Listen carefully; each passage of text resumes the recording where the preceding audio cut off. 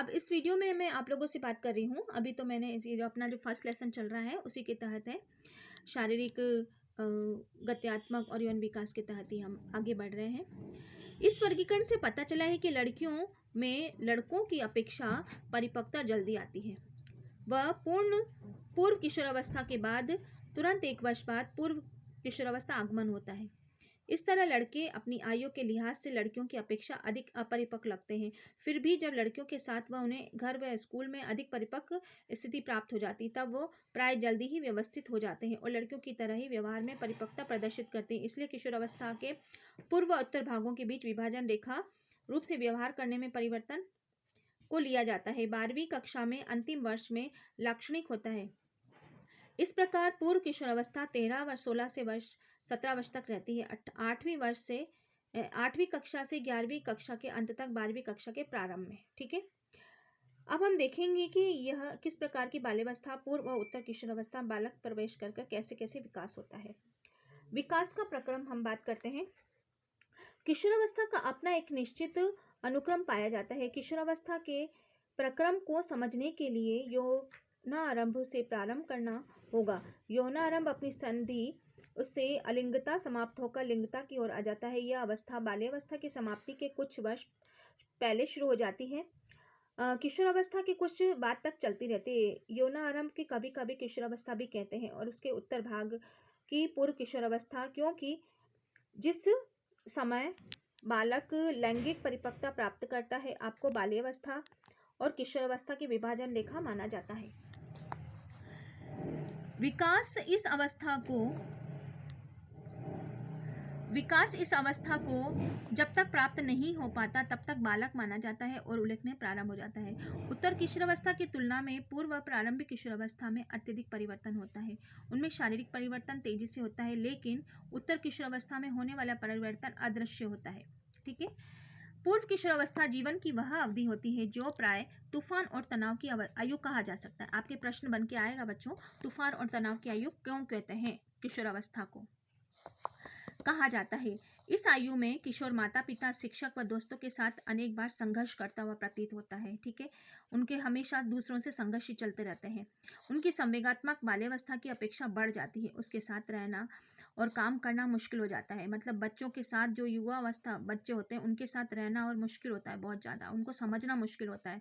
वो हमारी बात नहीं समझ पाते हैं। ठीक है, पूर्व समायोजन बालों की कई विकासात्मक कार्यों की जिम्मेदारी लेता है। वैसे व्यवसाय के लिए उसको अलग रखा, आर्थिक स्वतंत्रता प्राप्त करना, विवाह पारिवारिक जीवन के लिए तैयार करना, बौद्धिक कौशल क्षमताओं का विकास करना, सामाजिक ढंग से उत्तरदायित्व की इच्छा, समाज के नियमों का अर्जित करना आदि।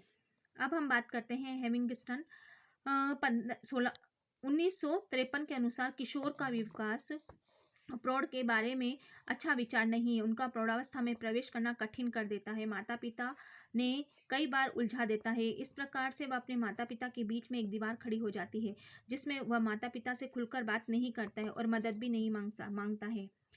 हैस व गोल्डबलेट ने 1957 के अनुसार वृद्धावस्था की छोड़कर व्यक्ति के विकास की संभवतः कोई भी अन्य अवस्था ऐसी नहीं हो सकती जिसमें नकारात्मक गुणों का होना नियमबद्ध आचरण व अभाव से अधिक स्पष्ट होता है। मतलब इस जो ये मनोवैज्ञानिक है, इसने तो बिल्कुल ही नकारात्मक किशोरावस्था को बिल्कुल नकारात्मक ही बताया है, लेकिन ऐसा नहीं है इसने।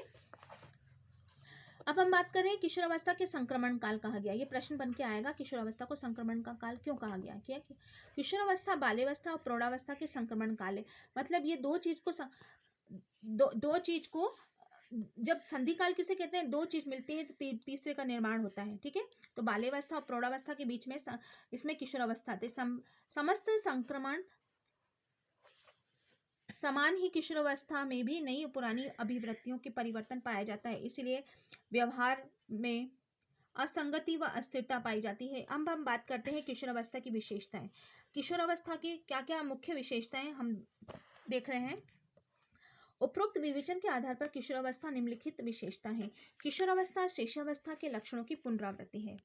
अब हम बात करते हैं किशोरावस्था शेषावस्था की पुनरावृत्ति कैसे है कि कभी कभी किशोर इस तरह का व्यवहार करता है जैसे कि एक शिशु करता है। अपनी माँ के पल्लू से मुंह पोंछता है, हाथ पोंछता है, ठीक है, माँ को चिढ़ाता है ना, माँ के गले लग जाता है, मतलब ये छोटे बच्चे जैसे हरकतें करते हैं, वैसे शिशुअवस्था के लक्षण हमें किशोरावस्था में देखने को मिलते हैं।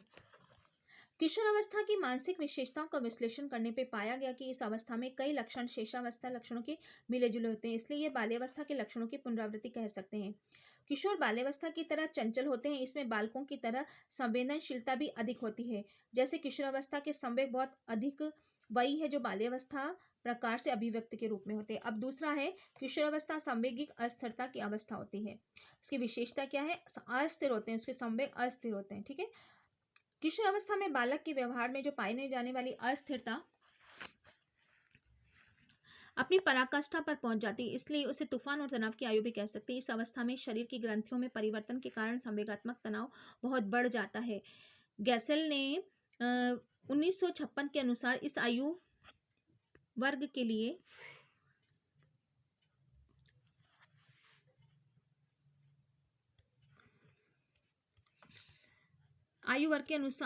अपने संवेगों पर नियंत्रण करने पर प्रबल इच्छा निश्चित करने रखा है। इस प्रकार जो जो पूर्व किशोर समाप्ति होकर बढ़ता है, त्यों त्यों परंपरागत तूफान व तनाव के प्रमाण भी कम होने लगते हैं। इस प्रकार किशोरों में संवेग प्राय तीव्र अनियंत्रित अभिव्यक्त करने वाले विवेक शून्य होते हैं, लेकिन उन्हें संवेगात्मक व्यवहार के प्रति प्रतिवर्ष उपरोक्त सुधार होता है। मतलब कहने का है कि जब पूर्व किशोर अवस्था होती है तो ज्यादा गंभीर स्थिति मान सकते हैं, लेकिन उत्तर किशोर अवस्था आते आते उस समस्याओं का समाधान उन्हें प्राप्त होने लग जाता है, इतनी समस्याओं का सामना नहीं रहता है। ठीक है।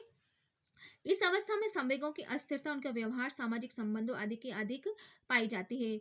इसी अस्थिरता के कारण वह अपने भविष्य के बारे में योजना नहीं बना पाते। इस प्रकार उसमें पसंद में भी अस्थिरता पाई जाती है। इसके किशोरों की में छुपी असुरक्षा की भावना भी साथ में आती है।